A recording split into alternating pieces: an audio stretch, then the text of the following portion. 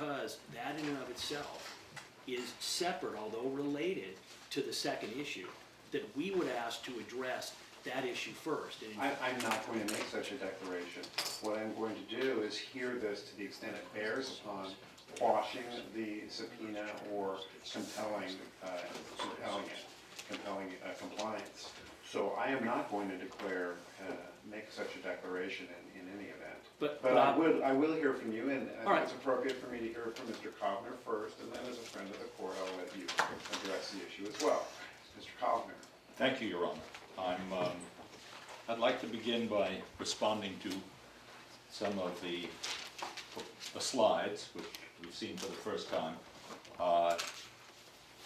And overall, as I touch on some of them, there is one point that, and perhaps only one in Mr. Lewis's presentation, with which I agree, and it was his final or penultimate one, and that he was claiming that there was evidence that the court should focus on evidence that the government directed any action by these journalists. Direction and control is, the cases tell us, the key question.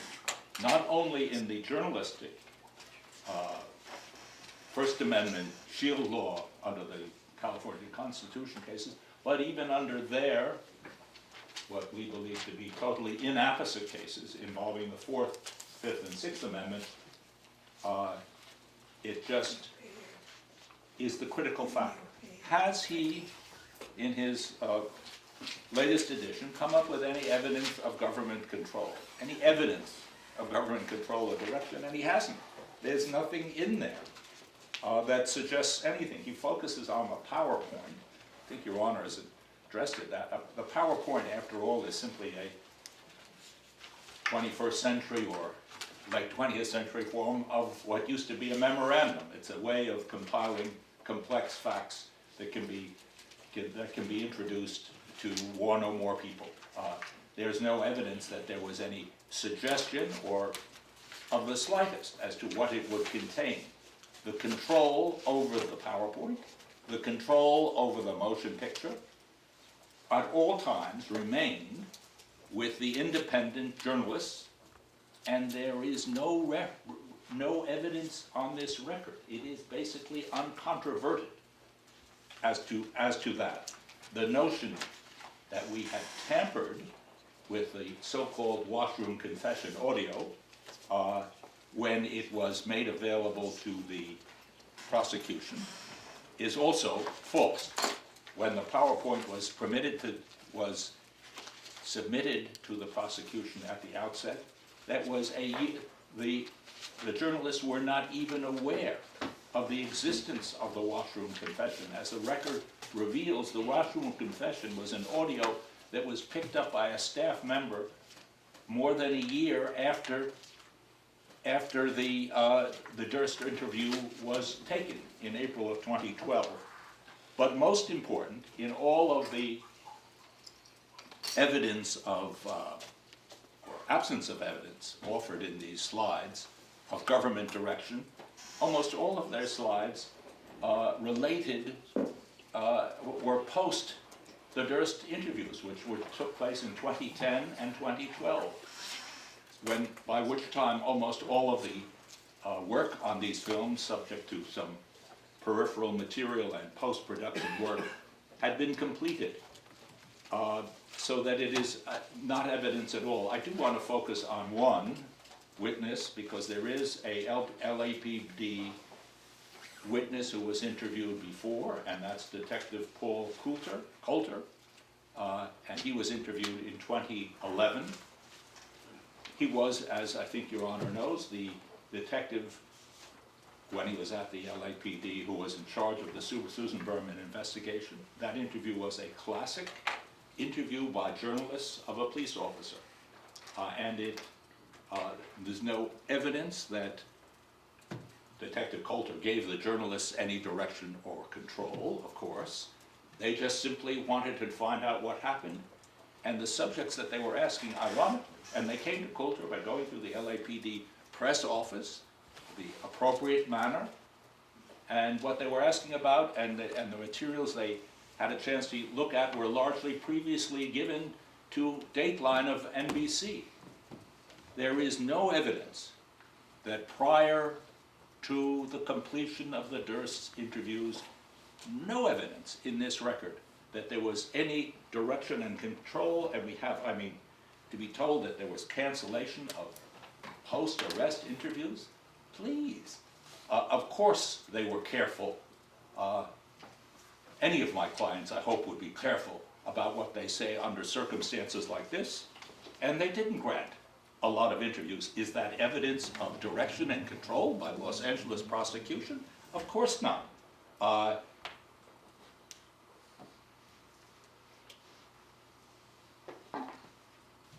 This case, Your Honor, the law in this case, the dispositive law, is the California Shield Law, and it was so useful that Your Honor elicited from Mr. Lewis that he had no authorities to the contrary, and the Shield Law could not be more explicit. You are familiar with it. I'm not going to restate it now. All I can say is that in their application and in their slideshow, they have come up with no evidence that would undercut the protections according to the California Shield, because even if materials related to what had been disclosed were shared with a third party, as in that case, California law is quite clear that that does not undermine the slightest the protections accorded to journalists, and it's California state policy to encourage people to talk to prosecutors when they have evidence, inculpatory evidence of criminal activity. That applies to all citizens, including journalists.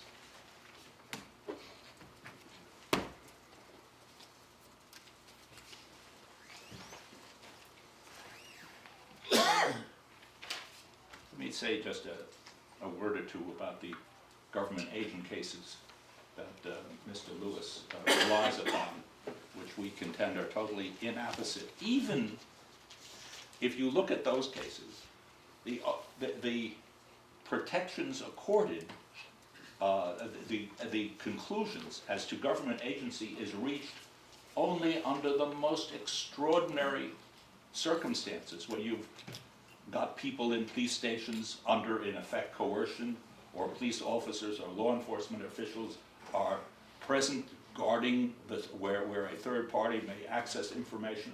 And of course, all those cases involve instances where third parties access some information from the defendant or from his premises, and none of that is an issue here. None of the circumstances in this record of uncontroverted independence of the journalists would remotely permit such a conclusion, and we respectfully urge that this court deny on the merits the effort in their motion to quash to find that the journalists were government agents. Thank you, Mr. Kovner. Thank you. Mr. Lewis, friend of the court. Yeah, I'm not going to go on for as long as Mr. Lewis did, but I think it's very important because I don't know if defense has had a history, which is their right, of taking writs, etc. So I want to make sure that I do the job I need to do and respond to the arguments that have been made. So number one, Mr. Lewis, who I do consider a friend, has a way of all of a sudden you look down and you go, oh my God, I'm bleeding. He has stabbed me in the nicest way possible, yet I'm bleeding heavily. So I did notice Mr. Lewis took a few shots there, and he didn't hit anything, unfortunately. I guess I got some protection, and also the legal things just didn't work. So, oh, Your Honor, you didn't speed up the... No, you're trying very hard to amuse me, and I thank you, Mr. Lewis. I know it's from the heart. Go ahead. So listen, and I understand Mr. Lewis has a very tough job in this case, because what he's basically doing is he wants the chance to go fishing. He's basically saying, Judge, I want you to go through, let's get Jarecki and Smerling on the stand, let's cross-examine him. I know basically it's an empty pond that I'm fishing in. There's no water there, but maybe there's some dead fish on the bottom. Because there's no water in that pond that he wants to fish in. And he's got the burden. It's his burden by preponderance, as the court has clearly indicated, that he has to make a showing. Let's discuss the showing that he has not made and cannot make. So, number one, there's a couple of house cleaning issues that need to be handled. Mr. Lewis, in his exhibits, and I'm not going to get into the issues of proper motion form and citing PowerPoint things that are not exhibits, etc. But as Mr. Lewis went very far in putting in a bunch of factual statements in his PowerPoints, which are not supported in his motion, declarations, anything, and in fact are not a part of the record, I'm going to respond to two of them because they're important. Number one, not that it would matter, but the bathroom audio was not in the PowerPoint they sent because they had not found it yet. It wouldn't be found for another year. Even if it had been in there, and this is the primary mistake that Mr. Lewis mixes up, and Mr. Cudden was absolutely right. I agreed with Mr. Lewis on one point. And he didn't make it until literally 45 minutes into his argument. The standard is the government has to direct. There is no direction. There's not even an allegation of direction. They don't even call it direction in their motion. Here's what they do. They mix up contact and communication with a demonstration of agency. It's that simple. They don't have it. And let's look at, when we start looking at how do you figure out what is agency?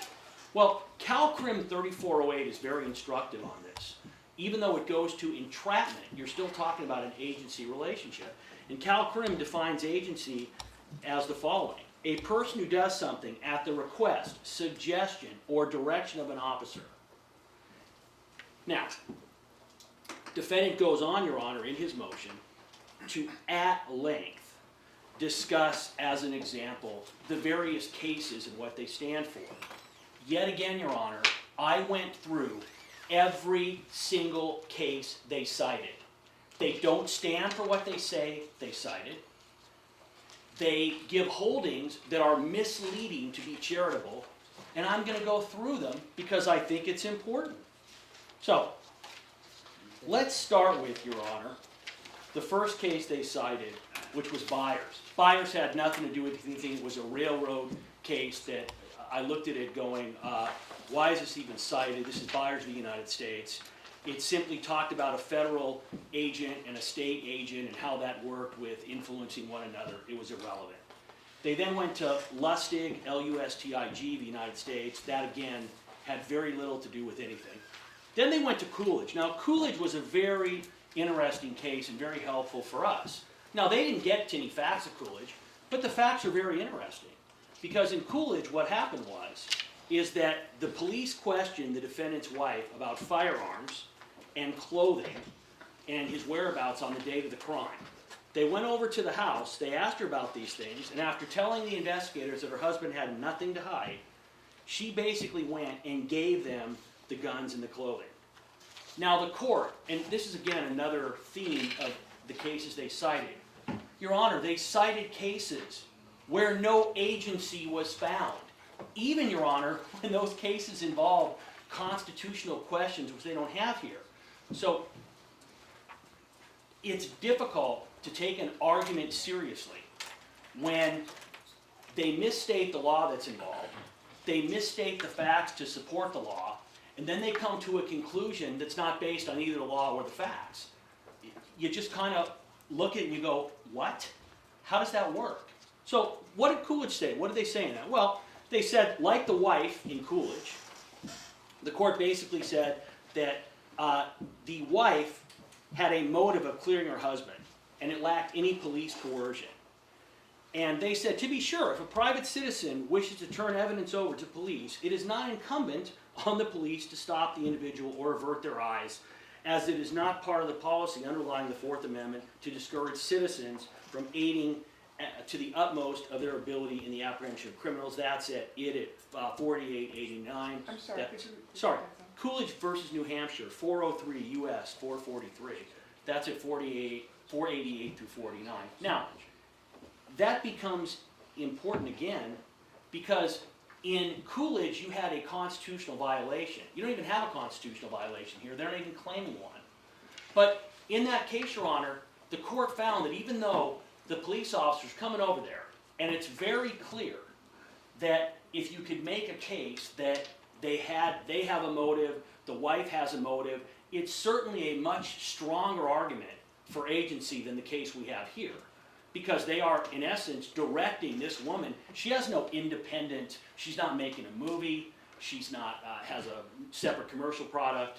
And that brings us in line to one of the things that Mr. Lewis pointed out but didn't expand upon. He discussed the August 22nd meeting with Detective Coulter. And what he didn't relate to the court, and it is crucially important, is that during that meeting, Your Honor, when they were interviewing Detective Coulter, they had already, 2 days before that, seen the serum note. They did not mention it to Coulter at all. So what we have, Your Honor, is we have a time-honored tradition which Mr. Kovner basically reiterated to some degree on. Not only were Jarecki and Smerling not agents of the government or agents of law enforcement, they did what good journalists do. They used every connection, every contact, everything they could do to try to get information for themselves. They went to law enforcement in multiple jurisdictions. Sometimes they were successful, sometimes they weren't. The problem that the defense has is there's no direction whatsoever of law enforcement to Jarecki and Smerling of what they're doing. And Your Honor, it's almost a checkmate just on that issue. If in fact, Jarecki and Smerling were the agents of law enforcement, why on earth wouldn't they have told Detective Coulter during that interview, my God, we've got the key to this case? They didn't do it because they were making a movie, because that was their main goal. Now, the defense comes back and they say, well, they're agents because of their conduct afterwards. It's very interesting. Imagine this scenario, Your Honor. Imagine that after the case was filed, that Jarecki and Smerling were going on television, giving a bunch of interviews talking about this case. The defense would be in here saying, Your Honor, this is prejudicing my client. Can you please ask the DA to ask them? Because I don't have, Your Honor, as the court's aware, I have no legal authority to tell them they can't talk. But I'll say Mr. Lewis, he wanted to imitate, to figure out what happened during that conversation. How about this? Mr. Jarecki, Mr. Smerling, I do not have the legal authority to tell you that you can and cannot do interviews. I would very much appreciate if you talk to the media as little as possible. That's what was said, and apparently in that instance, that's what they did. That is not agency. That is me trying to be an ethical prosecutor and make sure that this serial killer over here gets a fair trial. That's what I tried to do. That's what the effort that I made. Had I not done that, they'd be up here pointing and saying, why didn't I do more? Now, it continues. They then say, well, Jarecki and Smerling, in the end, you were controlling that. Well, Your Honor, again, this is the second time I'm going to go off of information we filed, and this is in response to the factual allegations Mr. Lewis made in his PowerPoint. The defense has discovery on this. I don't have the date, but well after Mr. Durst was in custody, I became aware of the fact that Mr. Jarecki had gone down to Louisiana and attempted to interview Mr. Durst with a tape recorder. I didn't become aware of that from Mr. Jarecki. Mr. Jarecki never told me that. I immediately called Mr. Jarecki and said, please do not do that. That has the potential to compromise my case. And I was told very, very directly, you don't control what I do. If I want to talk to him, I'm going to talk to him. And as Mr. Lewis will agree, I notified them, even though it was not my obligation, immediately that that had occurred, and that I had instructed Mr. Jarecki not to do that. So, Your Honor, not only do we not have evidence of direction by law enforcement or the government, we have the opposite. Now let's look at some of the issues that Mr. Lewis made regarding the, quote, coincidence of the timing of the arrest. Your Honor, we now have, after episode 5, we get information, which the court's aware, that Mr. Durst has taken off. He has a history of fleeing jurisdictions with weapons, and we were concerned that he was going to go to Cuba. A fact, Your Honor, which when I interviewed Mr. Durst, turned out to be a legitimate concern. So after episode 5, and we knew at that point what was coming in episode 6, we tried to put eyes on Mr. Durst, but he had fled Houston and was gone. So obviously, Your Honor, it became a high priority to try to get Mr. Durst into custody, to know where he was before episode 6 came and he would be off in Cuba giving interviews and explaining how he had done X, Y, and Z when we didn't have any ability to get him. Now, the fact, by the way, and we have the declarations, not only, Your Honor, and again, as an officer of the court, and the court's aware, there's not one bit of evidence that we advised directly to Sterling in advance what we were going to do. In fact, the declarations that you have, Your Honor, are the exact opposite. And in fact, I can share with the court that their surprise over the fact that we had arrested Mr. Durst and not told them, they were quite surprised at what occurred. So, Mr. Lewin, much of what you've described, I believe, is within declarations that I already have. To the extent that you're giving me new information, I'm going to disregard it because I don't want to have a situation. I think my ruling on these motions should be based upon declarations. Wait, Your Honor, testimony. Right, Your Honor, and again, I think much of what you told me, I'm familiar with right. from declarations that you filed previously. Well, that's all. I'm just saying that. But how exactly do I respond when Mr. Lewis gets up here and he says things which are not in his motion, which are factually untrue? That's how you respond, just as you have in this instance. So you may continue, right. Mr. Lewin. I just want to make it clear the basis for the factual basis for my ruling. So let's continue with the cases that they cited. They cited Skinner versus Railway Labor Executives. You all read that in law school, Mr. Lewin. I did not, I can't say my attendance in law school was very good. I missed that one. Having read it now, my initial instincts were correct. It was not a very interesting case. They then cited United States versus Walther. Now, Walther involved an airline employee who contacted DEA. And this person they contacted DEA after they searched a package and found cocaine. It would later be determined that this person was a paid informant who was getting money from the DEA based on what they found. Now, Your Honor, you wouldn't know any of that information from the defendant's brief because it's not there. What they do is they cite a case for a legal position which is contrary to the holding of the case.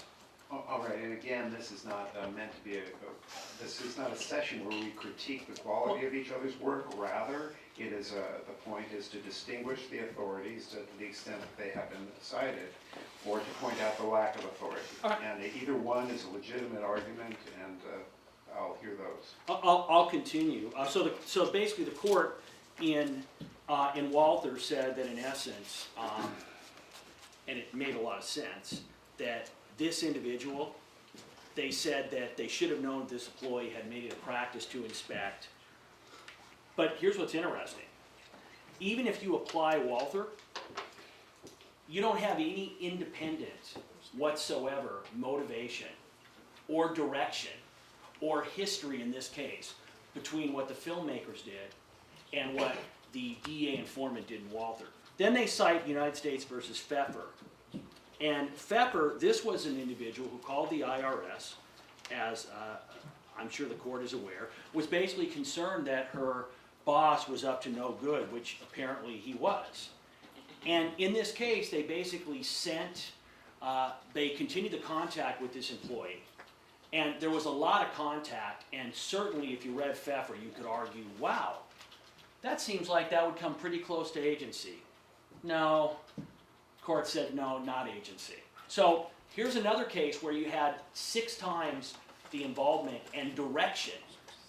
And we don't have any direction, so it's 0 in our case. And they still found in Pfeffer no agency. Then we go to Jarrett, Jarrett.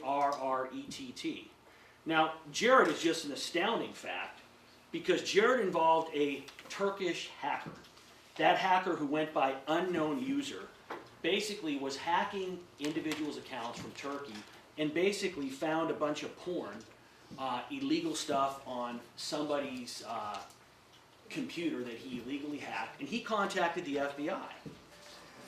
And the FBI basically ended up, there were a couple of different incidents involving unknown user, but they basically went back to this individual and they in essence said, hey, we'll look at anything you give us. And this individual went back, and the court, in looking at the agency issue, did not find an agency relationship. The court's nodding, and I would bet the court had some of the same responses. I know the court read these cases too. I read some of these cases, and at the end of it they said, wait, no agency? How is that not an agency? Fair, Your Honor? Fair enough, Mr. Lewin. All right, so, continuing. You're concluding now. Well, Gosh, Your Honor, I'm like 30 minutes behind on Mr. Lewis. I just want to make sure that I end up getting this done.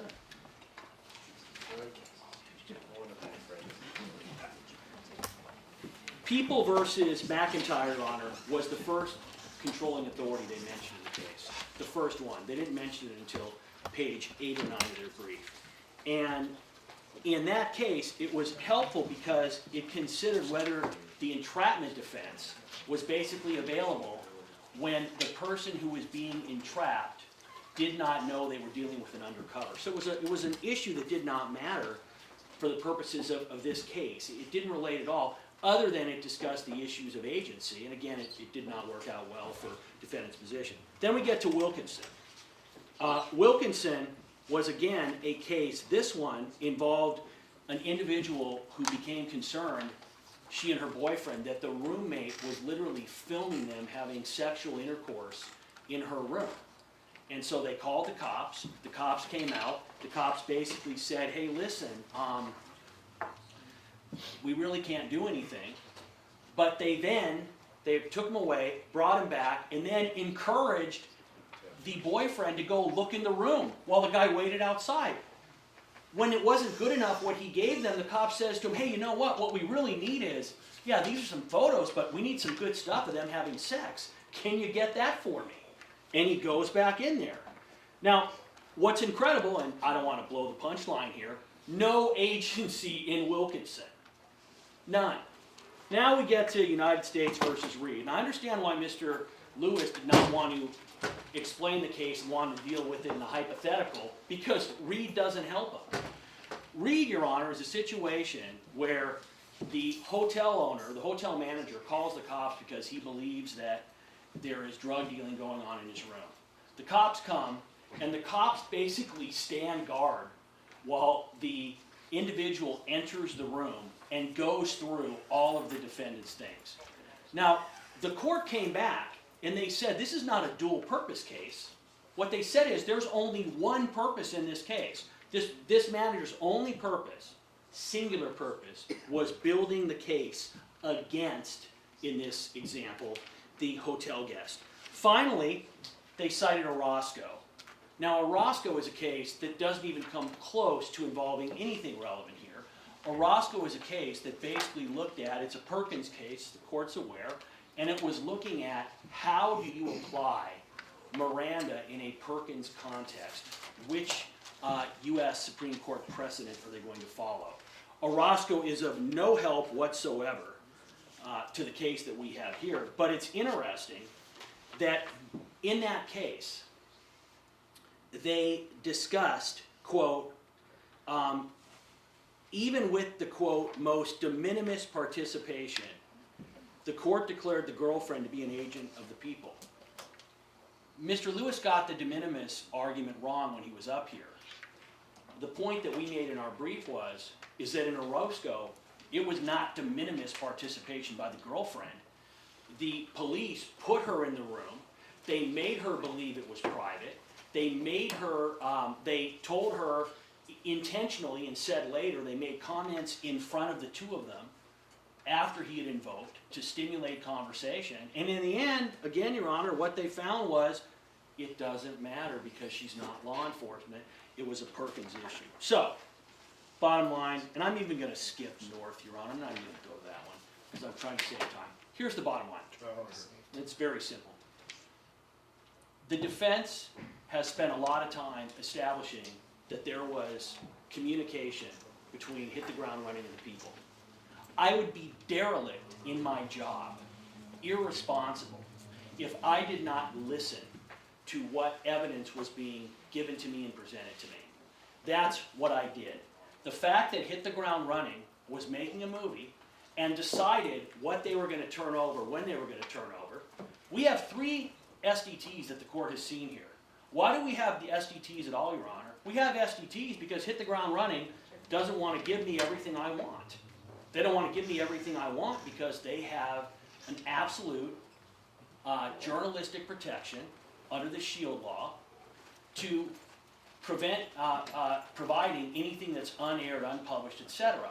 Now, it's interesting to note that Hit the Ground Running has turned over, and we appreciate it because they were certainly not obligated. They have turned over to us things in the first and second subpoena that we would never have gotten and that defense has. They gave us, Your Honor, the full interviews of something like 100 witnesses. 90% of those interviews were never shown or a part of the Jinx. So, when all's said and done, Your Honor, and I'll just make my last pitch, we would really like the court, what we're asking the court to do, the defense made this motion. Their motion is, and I should add finally, they said at the end of their motion, Mr. Lewis said, you know what, we're not here to talk about the invocation of the shield at all. The last sentence in their motion, Your Honor, the conclusion, basically said, we want the court to make a finding that they are agents of law enforcement and that the shield protections do not apply. So that was in his motion. So when Mr. Lewis stands up here and says, we're not even dealing with that right now, they absolutely are, that's what they've said. But what we are requesting the court to do, Your Honor, the defense has made a motion, they've said we're going to establish that these individuals are agents of law enforcement. We have demonstrated beyond any reasonable doubt. They have the burden, Your Honor. Not only have not met the burden, we have demonstrated beyond any reasonable doubt, if any doubt, period, that there was no agency relationship. We would ask the court, Your Honor, to at least for the purpose of this hearing, to make a finding that based on the evidence the court has heard thus far, that there is no evidence of an agency relationship between the people and Hit the Ground Running. And we believe that that will assist us, Your Honor, not only going forward, but also in any potential writ action by the defense in this case. With that, I would submit. Mr. Lewis, any reply? Yeah.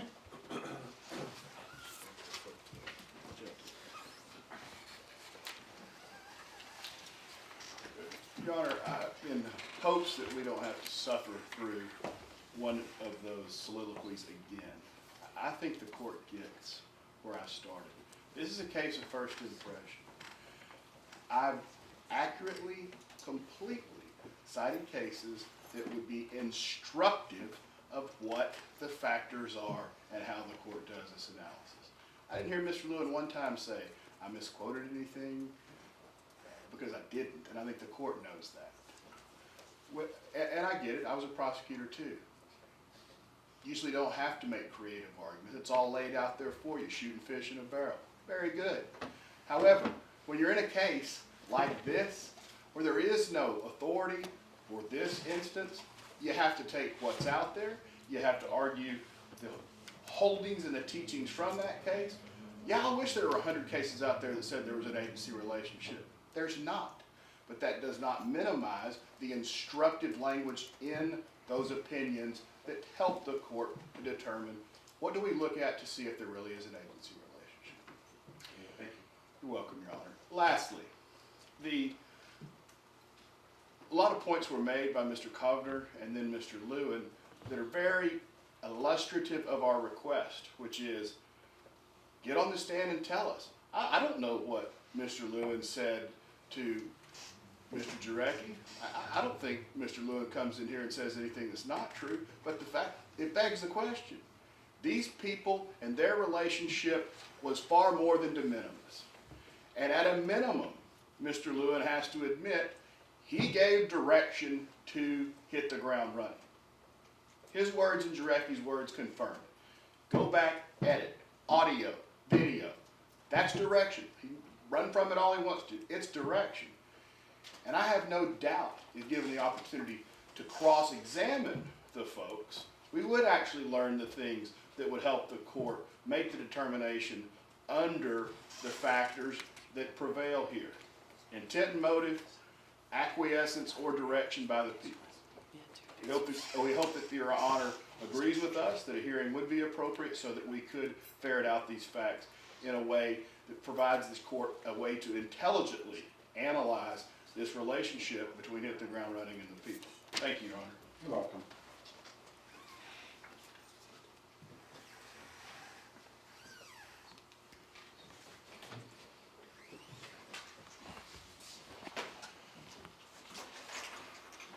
It's time for a recess. I'll come back after the recess. How much time? 10, 15? 10? 15, you sure can.